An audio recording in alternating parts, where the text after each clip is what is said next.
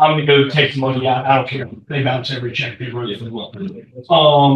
I get to play my game now. Let's see. I'm already done that. Okay. 2 things before y'all do the thing. The Armada training is 9 to 12 Wednesday. 9 to 12 Wednesday. It's the 25 Armada. It's been on the calendar since the beginning of the month. So be here. If you're off on Wednesday and you'd like to swap your day off, come talk to me after this meeting and we'll see what we can juggle around. Number 2, the family that we've been buying gifts for, we are giving those gifts away this Thursday evening. And if you feel inclined to donate, give money to John L. If he is not here, you can give it to me and I will put it in his desk. So Louie Herron Zoom calls going on. Who was not in training Saturday? In LV, Fashawn, Ted, Ty, who else was not? Alan, Joe, Jessica. Joe was not Jessica. And Alan. Okay, everybody, this is Alan. He's a somewhat experienced car salesperson. So we're glad to have him on the team and we'll go from there. Hey, everybody, this is Alan. Alan, everybody. Okay, so there we go. Introduction done. All right, don't watch the Zoom, learn a lot. I'll be back. All right, guys, Hey guys, can you hear me? Can you guys hear me? Yeah. Awesome, good. Everybody's in there today? Everybody's ready to roll? Yeah. All this go in so he can see it. We're kind of situated. Yeah, get yourself situated. Tell me when you're all ready to roll.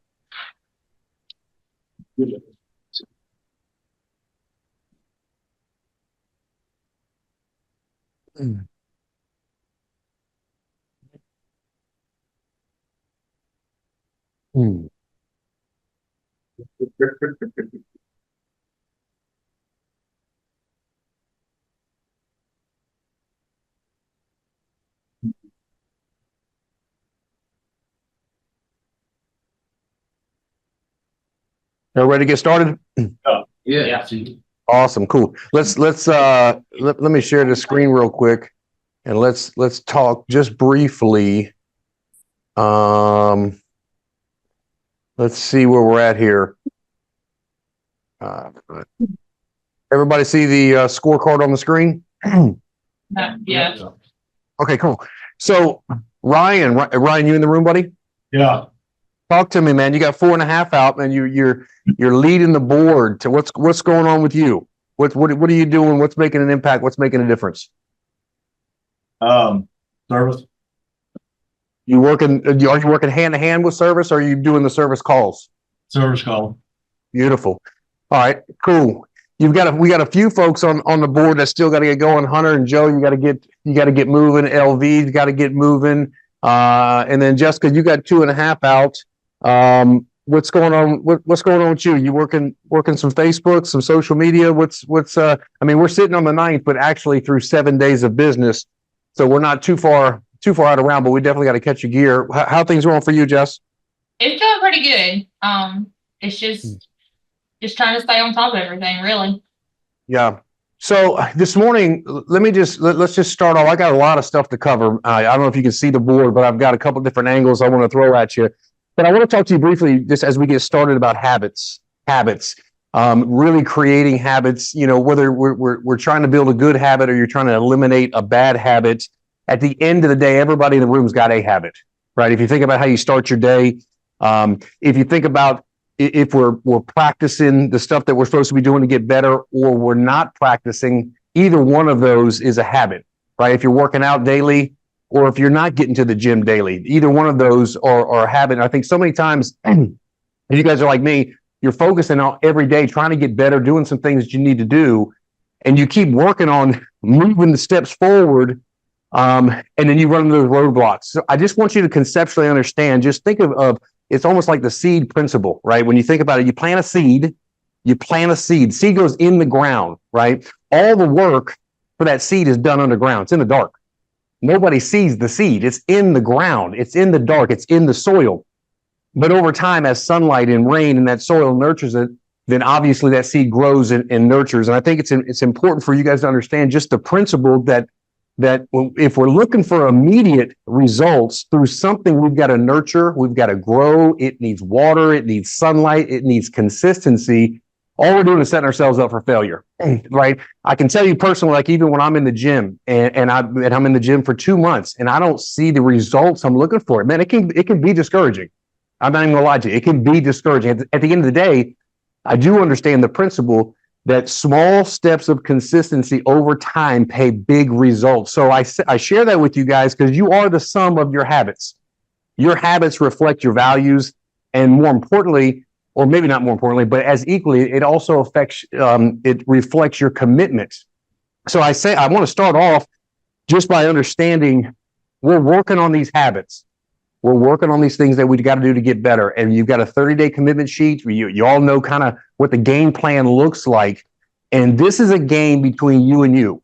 For you to get better, it's between you and you. It has nothing to do with external circumstances. It has everything to do with internal circumstances, which is you over time doing the things to create the success you're looking for. And again, that's over days, that's over months, that becomes over years. But every step is going to bring you closer. It's almost like the rule of money. It's a compound effect, right? So one of the things that I want to share with you that I've worked on in the car business, and I'll even share with you, even in my current business, I have to stay on top of this and could do a much better job of this. But it's a concept called never start a day till it's finished. When you got up this morning, when you woke up this morning, you have a habit and a routine and a ritual. I don't know what that looks like. It could be immediately checking your phone, looking at notifications, grab a cup of coffee. Who knows what that routine is for each one in the room. But at the end of the day, if you understand the concept of never start a day until it's finished, that clearly means, or simply means, that before we start today, you already have the day mapped out from yesterday. So we don't start today until we've mapped out yesterday what today is going to look like. Because what happens is you get into the course of the day, you guys roll up into the dealership on 2 wheels, you come in, you sit at your desk, you get ready for the sales meeting, whatever you do on a daily basis. And before you know it, the day is taken over you before you taken over the day. And most of the times we're looking at our calendar, ton of white space on that calendar, nothing pre-scheduled, some things pre-scheduled, but there's a lot of blank space, right? So again, like I said last week, an idle time is the devil's workshop. Blank space on a calendar is bad news. It's bad news, right? It creates boredom, it creates questions. You start having uncertainties. You start ruminating over things that are going on personally, all these things that could be mitigated and assisted if you just set your day up. The other thing I want to tell you that I think is important is Sundays is a great time for course correction. Course correction. Sunday's the end of a week. We got the law of 7. You got a 7-day window. You completed your 7-day window. Sunday's a great time. And I know Sunday's family time. I get it. But it's a great time for you to reflect back before you go into the new week. I'm not saying set up your daily goals on Sunday. What I'm saying is reflect back. How did the week go? What did you do? Was it even to the degree of personally? How did you do? Professionally, how'd you do? Spiritually, how'd you do? Relationally, how did you do? I'm not saying this comes easy. What I'm sharing with you is if you can write that down, write down course correction. Write down course correction. Every Sunday, course correction. I'm telling you, will add value and will slow you down so you can ultimately speed up. It'll slow you down so you can ultimately speed up. I get teased all the time. I mean, I've got alarms that go off on my phone. Anything I can do personally to try to remind myself, because again, I get distracted just like you do, right? We all get distracted and we have distractions. So it's important to stay on task. So I just want to start off by talking about these habits that we're trying to create. Remember, you have a habit currently. It may not be the habit you want, but you got one.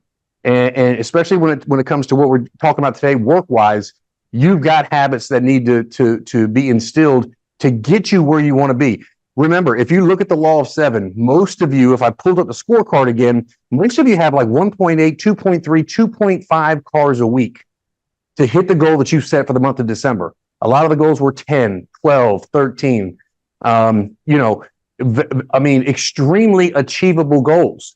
And there are areas and opportunities that if you'll just master the craft, that's one of the things that I wrote down right here, and you may want to write this down, is you got to study. You got to study and master the craft. You've got video series. You've got scripts. Guys, I can get on with you on a Zoom call every Monday And if you're hearing me go over my own stuff and you guys don't have it mastered, drilled, and rehearsed to the point where you can relay it back to the consumer, you're not going to advance as fast as you could, or you may not advance at all. And then ultimately what happens is you have no personal social proof of where this could or couldn't work. Like I started off with Ryan. Ryan said, I got 4.5. What are you doing? I'm working some service. Now, I don't know what that means. I could ask Ryan to elaborate.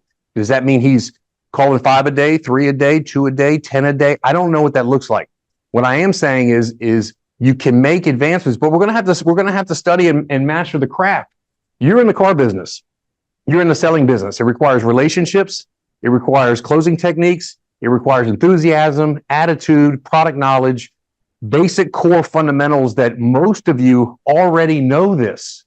So when we look at most of our lives, it's not a knowing problem. It's mostly a doing problem, right? If you look at whether it's personally, professionally, we know what we should and could eat. We know we should, exercise, work out. We know how we should treat our spouse or show up on a daily basis. A lot of it's not the knowing. A lot of it is having the discipline and consistency of just doing the things that you got to get done, especially as it relates to what we're doing here in the sales. So let me start off. I wanted to spend some time this morning talking about, I didn't want to, continue the conversation about the 30-day commitment. I think everyone's clear with that. But I want to stretch a little bit, and I want to talk about when we're given a pencil. Can everybody see what's on the board pretty clearly? Can you guys see what I've written down? Yes. Okay, cool. So I want to talk about real quick. I'm gonna break this down from cash down. We're gonna go from cash down to a gas and go conversion, okay, which is another fancy word of lease conversion. I want to talk to you about how we can convert. I think this is very, very important, especially when you're influencing and motivating and persuading a consumer to make a decision with you. And then we've got 4 objections. I want to break down some of these objections on how we handle them the proper way versus just regurgitating an objection and how we overcome it. So I would suggest that you get your writing stick out, and we're going to talk about cash down first. First of all, I want to tell you is when we're talking about cash down with a customer, we're talking about the benefits of cash down. If the sales manager does his job properly, he's going to always ask for 20 to 30% down. Now, again, this is not saying a sales manager doesn't do their job right or wrong.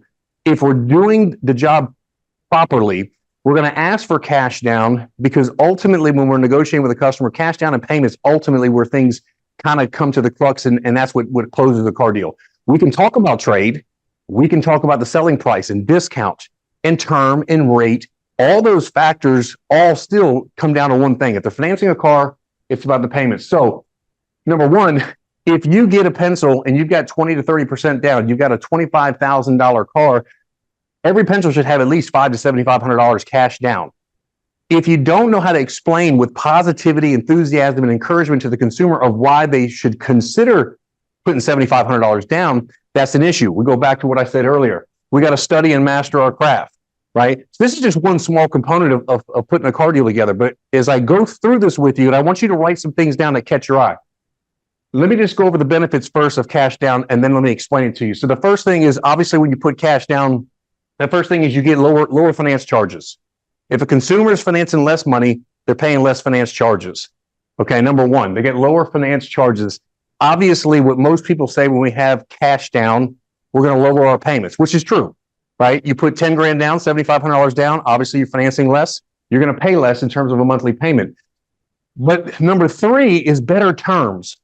Now, and sometimes you guys may explain this. If you don't, you need to get into it with the consumer that if you put $5,000 or $6,000 or $7,000 down, you're going to end up with better terms. Those terms are 72, 75, 84 months. Those terms equate to, once again, number 2, a lower monthly payment. So there's benefits to the consumer putting cash down. It's our job to explain. Now, we all know that if a consumer puts 0 down or 10 grand down, either way, yes, it can affect our deal. It can affect our gross margin. We know that. But at the end of the day, we present it in a way, and we should present it in a way that if a customer puts cash down, it will benefit the deal to them. Number 4 is obviously if they put cash down, it's less negative equity they run into. In addition to this, when you're explaining to a customer that when you structure a deal, we have our lending institutions and we have a responsibility to make sure when we're putting a deal together, if we can show a consumer a better way to buy a car, save them money, and put the bank in a better situation, it's a win for everybody. This kind of communication, number one, is true. Number two, it makes sense. So even though a consumer may say, man, listen, I don't have $5,000. I don't have $7,000. I got you. Not a problem. I still want you to go through and explain the benefits to the consumer about cash down, right? So, and then the last thing is number 5 is a faster trade cycle. All right. When we go through and we're talking about less negative equity, obviously if a consumer puts less cash down, that's an opportunity where they don't have to buy gap insurance. If they don't put cash down, we always suggest a consumer buys gap insurance. I don't have to sell you on that. You know it and I know it. We're all on the same page. Every time I buy a car, I don't want to put a ton of cash down and I'm going to get gap insurance, but that's still money they can save. Okay. So when you're presenting a customer a pencil, before any objection comes up, we're getting ready. Before we present that pencil, let me grab, I'll just use this right here. So if this is my pencil, guys, listen to what I'm about to share with you. This is my pencil in my hand right here. Now, again, if you go back to the training, you'll see how we discuss the write-up process and how we explain to the consumer that we can agree to disagree. You guys remember when I covered that last week? Yes. Right? Yeah. Agree to disagree. Why? Because I'm getting ready to show you some figures that may be a little higher than what you're expected, but I want to make sure that we can agree to disagree. When I'm holding in my hand, when I come back to the customer, I say, hey, Renee, look, I got some great news for you. We'll put a great deal together for you. But before I show you these numbers, listen to me. So many people go out with the pencil right off the rip. But before I show you these numbers, let me explain to you how we structure our deals. It's very important to the dealership with the relationships we have with our lenders. We use every credit union and probably 20 to 25 other lenders. It's important to make sure deals are structured properly for them, for our delinquency rates, and as well to make sure that it benefits the consumer. So every time we put figures together, we always do it in a way that benefits everybody with 20 to 30% down and a short-term finance. Now, the good news is all of it can be negotiated, but the reason why we do short-term finance is because obviously if you're paying on a shorter term, it allows you to have less finance charges, it allows you to have a faster trade cycle as well. It's good for the bank as well. So with that being said, let me share with you the numbers. Then I open up the pencil and I show the numbers. Now, the reason why there are certain steps, you guys know, like if it's the needs assessment, if it's the pre-write-up, before I serve a number, I don't have to say what I just said to sell a car. You guys are showing pencils every single day, and some of you may never even heard what I just said, and some of you that have heard it don't even really present it that way. What I'm sharing with you is you've got one shot to present those numbers. Now that we've presented $7,500, we also know, obviously, if we're structuring the deal properly, we're leaving room in the selling price in case we get some down payment money. Because once we disclose a price, I can't raise the price. Guy gives me $5,000 and I've already cut the price. I can't raise it to get a larger advance with the cash down, right? So it's important that we understand conceptually how we're putting this deal together. And once we hit him with the pencil, then we explain to them about the benefits of cash down, because immediately he's going to say, I don't have $7,500 down. And that's okay. That's okay. You don't have $7,500 down. Reiterate the reasons why we negotiate our deals this way is because we want to make sure that it benefits the consumer. Again, if you put $3,000 down or $2,000 down or no grand down, it will affect your payments. It's going to affect the interest charges over the life of the loan. And quite honestly, if you have a little bit of cash, we could even go to different lenders with our loan to value being in line and get you better interest rates. But all that's good. Not a big deal. And then we negotiate whatever down payment he's got. If he got 500 or 1,000 or whatever the case may be. Are there any questions to what I just presented to you guys if you were to present it to a customer? Does that make sense? Are there any questions? You guys are good? You're tracking. Okay. All right. So here's the thing that I want to make sure. Do you guys do managers? Do you guys do many leases? How are the leases with Nissan? Decent? We'll do a couple of months. Okay. Yeah. I'll say that. All right. How many of you guys have gone over or know how to go through a lease conversion with a customer? We worked on that. You worked on it? Okay. Let me go through how I would present a lease to a consumer. Okay. And so again, take notes. If you pick up something here that you can add to your toolbox, everybody's got a different way of presenting it.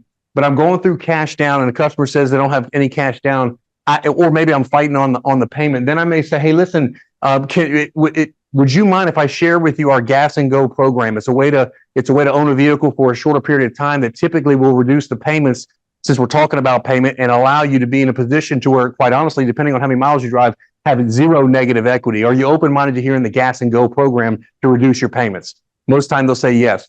Okay, fantastic. So if we go with our Gas and Go program, and most people will refer to this as a lease purchase option, and at that point, when somebody comes up and says, well, I don't, want to lease a vehicle, or again, the first thing we want to do is find out, well, let me ask you a question. Have you ever leased a vehicle, or tell me why you wouldn't?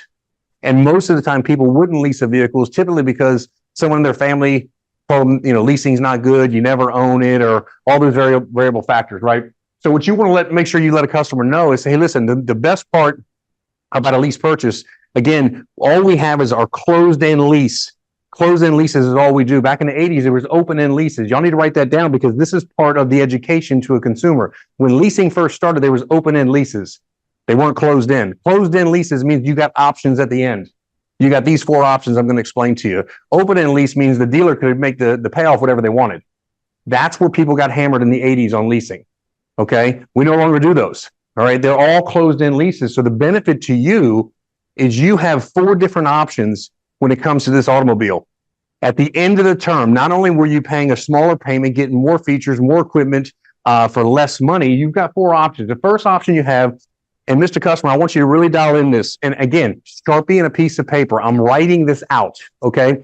So the first thing is you can buy this vehicle at the end of the lease term. Now, when you talk about buying a lease vehicle, there is no better used car on the planet than to buy your own car.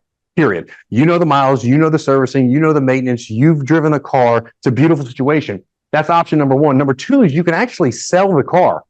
So let's just say we're in a 36-month Gas and Go program. You're 30 months into it. You know that it's coming due and you're going to want to trade out the vehicle. Mr. Customer, I don't know if you ever heard of swapalease.com. Guys, write that down, swapalease.com, S-W-A-P, alease.com. Go Google that. Check that out. It's pretty cool. I had a Ford Expedition one time. I was in a 60-month lease. I chose in the car business to be in a 60-month lease because I wanted this Eddie Bauer, and it was more money than I could afford, and I got a 60-month lease knowing I wasn't going to be in it for 60 months, knowing I was going to be over the mileage. But in 42 months, I went to swapalease.com, and I had somebody else take over my payments, and I was able to get out of the car with no problem. Slick, easy deal. He got it financed through Bank of America, paid off the lease, all was good. So it's legit, it's cool, it works. Not only can they sell it on swapalease.com, you literally call and get your payoff. And I know you guys can explain this to the consumer. Look, you call and get your payoff, find out exactly what you owe, put it on, cars.com, put it on Car Gurus, put it on Auto Trader, wherever you want to put it, and just put it for $2-3 grand over what you owe on the vehicle and sell out of it. Maybe make a few bucks, right? But swapalease.com makes it super, super easy for a consumer to get out of a lease vehicle early without termination fees. It's a pretty cool deal. The third thing is you can trade your vehicle.